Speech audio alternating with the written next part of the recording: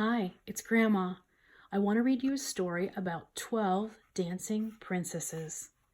This story is by the Brothers Grimm. Come a little closer and I will tell you about a king who had 12 lively, beautiful daughters. The princesses slept in the great hall of the castle, their beds all in a row. "Good night, my daughters," their father said each night, and then he locked the door behind him to keep his loved ones safe.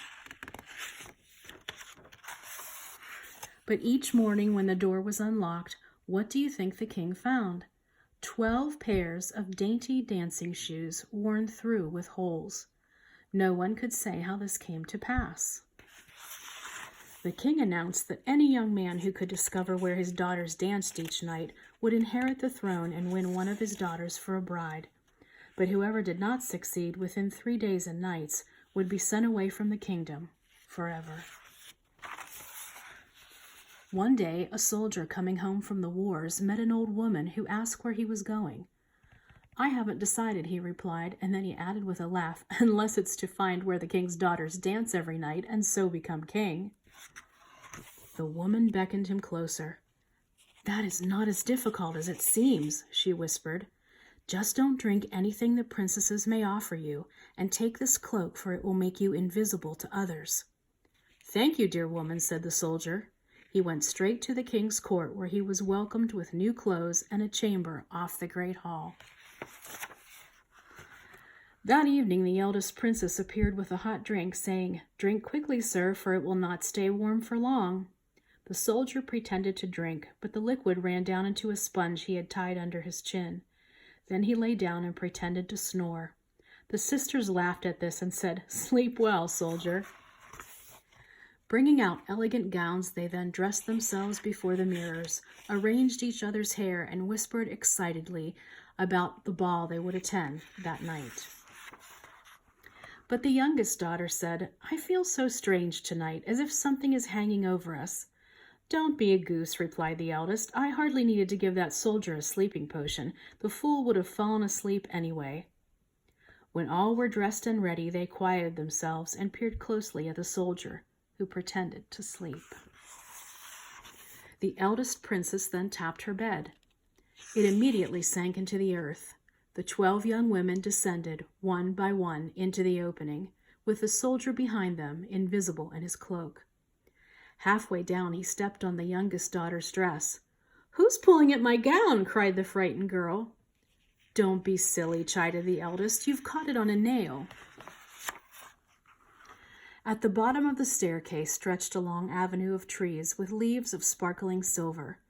Said the soldier to himself, "One of these leaves will be proof to the king that I followed his daughters." With that, crack, he broke off a twig. The youngest daughter jumped at the sound. "What was that noise?" she cried, but her sisters only laughed.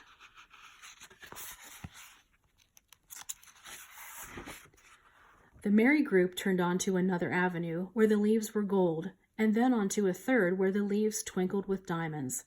On each avenue the soldier broke off twigs from the trees, crack, crack, causing the youngest daughter to shake with fear.